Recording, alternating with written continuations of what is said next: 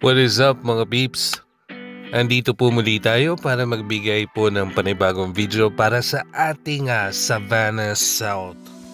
But before that, pakita ko muna sa inyo kung ano yung itsura ng Savannah. Para dun sa mga hindi pa nakakaalam, si Savannah Phase 1 at Savannah Phase 2 sold out na po.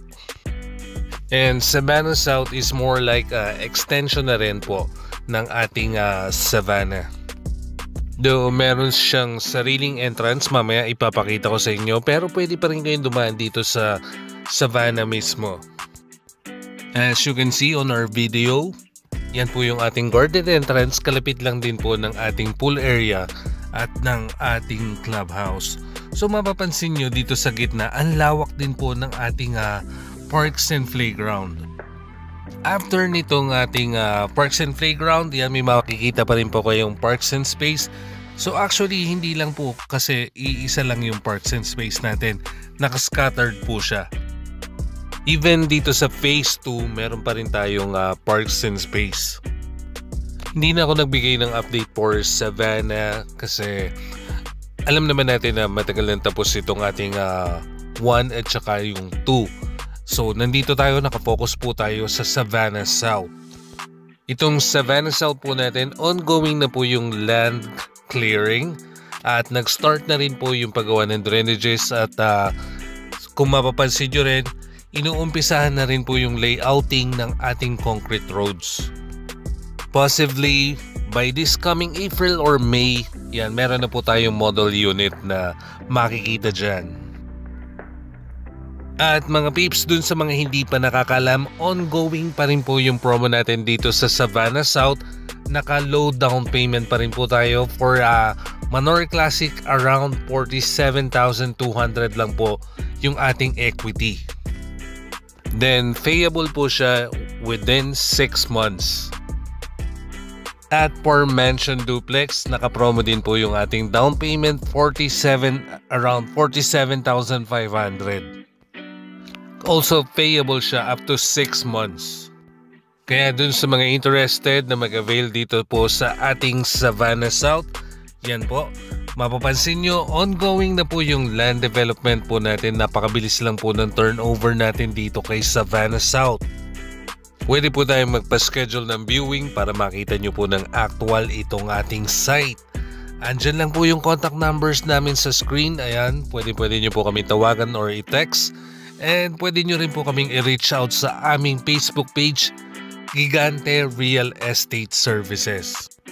Pwede rin po kayong mag-inquire sa aming office, located po at M. Paulino Corner, Rizal Avenue. Tapat lang po kami ng BDO M. Paulino, nakatabi po ng Liceo de San Pablo. Nasa 2nd floor po kami ng Baldelion Building, katabi po kami ng MS Moda. Kung nagustuhan niyo po itong video na to for Savannah South, huwag niyo pong kakalimutan na i-like and follow po yung aming Facebook page. And huwag niyo na rin pong kakalimutan ding i-share para makita din po ng mga friends niyo na sakaling interested pong kumuha dito po sa aming Savannah South. And kapag naman napanood nyo tong video na to sa aking YouTube channel, don't forget to like, share, and subscribe po. At pakihit na rin po ng notification bell para lagi po kayong updated sa mga video po na kagaya nito. Again, dun sa mga hindi pa familiar kung saan po located ang ating Savannah South, located po siya along Barangay Soledad. So right after lang po siya ng DI Kalihan. So a kilometer away po siya from Maharlika Highway. At ang maganda din dito, malapit lang po siya dito sa ginagawang TR4 at Bypass Road. Dahil naka-low down payment pa rin po tayo dito sa Savannah South, grab nyo na po yung opportunity habang available po itong ating low down payment. So that's it for Savannah South. Kung may other questions pa po kayo regarding dito sa project na to, nasa screen lang po yung aking contact number. At always transact lang po sa ating mga real estate service practitioner. Kailangan meron pong accreditation license from PRC at ng DSUD.